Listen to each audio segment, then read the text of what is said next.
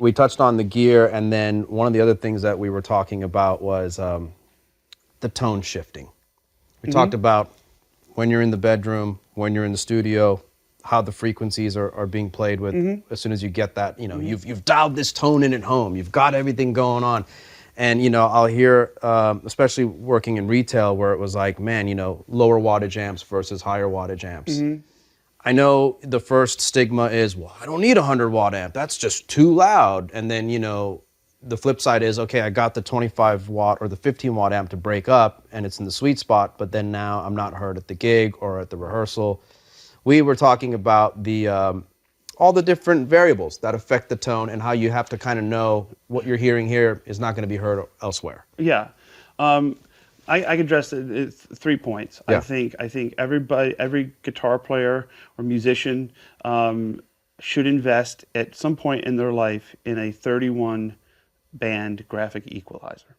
31 band. 31 band. Okay. And not for the sake of they're going to need it as part of their road kit or their studio kit or whatever. They need to go through and plug their instrument into it, or their vocal or anything. Drums. Yeah. Ever. And you need to then go through every frequency and identify what it does. Oh, I see. So you can speak intelligently to sound people. You can speak intelligently to other musicians, and you can also set up your gear to where you understand that, well, ride cymbals are somewhere between 5 and 8K. You know, Zildjian Ks are 10 to 12K. Yes. Okay. Kick drum lives somewhere between 60 hertz and 83 hertz. Okay. Bass is a little bit above that, between 100 and 250. Okay, depending on the kind of, you know, unless you got one of those like 9-string, you know, mud blower things that you're just like, okay, it's, you know. We hope that doesn't show up. Well, no, I mean, but it might. There's some brilliant people that play. Bad respect. Yeah, totally. And the guitar, in at least my case, lives between 350 hertz and about 1 to 2.5K. And unless you're talking about maybe a little bit of 8K if you're using like a hi-fi amp, like a Vox or something like that. So when you bring a rig into a band ensemble, okay, and in your room, you're going, man, this thing is ruined. It's got everything. It's doing everything. It's big bottom, top, mid, blah blah blah, and you're sitting there on the socials and the likes and the praise.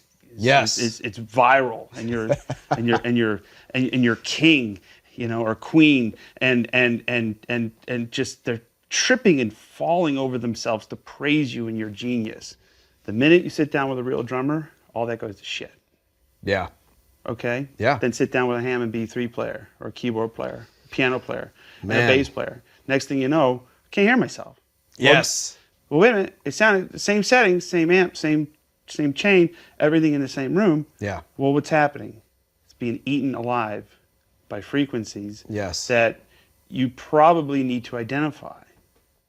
And some of the biggest guitar sounds that you hear on record, whether it be Eddie Van Halen, Jimmy Page, Paul Kossoff, Eric Clapton, if you soloed those guitar sounds, and you listen to it just on a flat set of speakers, you're going, it's not EQ'd as large as I'm perceiving it to be. Absolutely. Mind-blowing. And a great example is Andy Fraser and Paul Kossoff.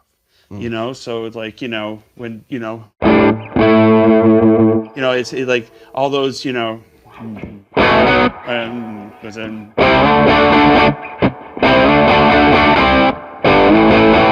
you know, all those like kind of things. If you listen to those records, you're hearing Andy Fraser and Paul Kossoff playing fifths.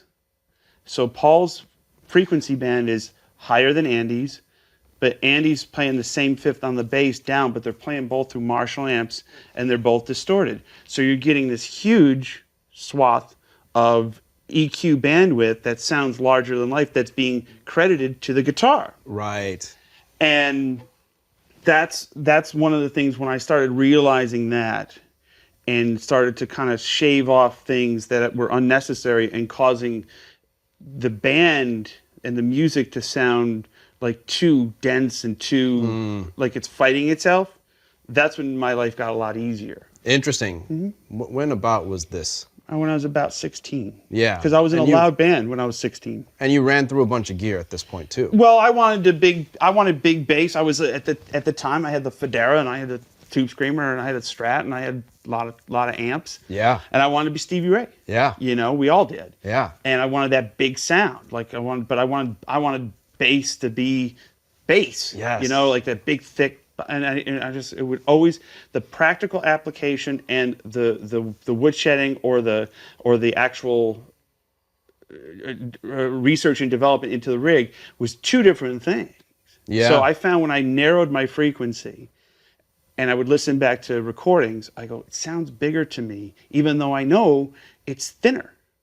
Yes. It's a weird phenomenon. And the band sounded more separated. And I was like, okay, that makes sense to me.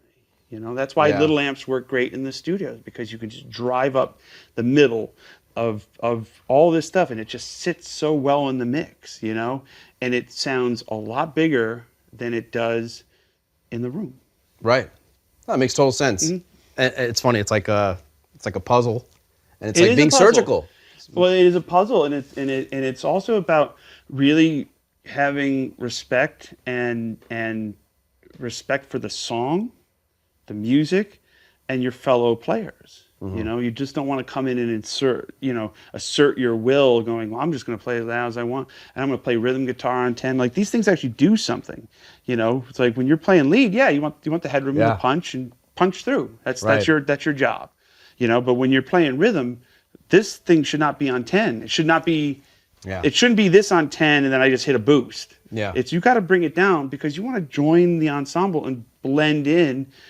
Because when you listen back, it's just like it sounds like a group, and it sounds like a bunch of musicians that have respect for each other and that are listening to each other, not just yourself. Yeah.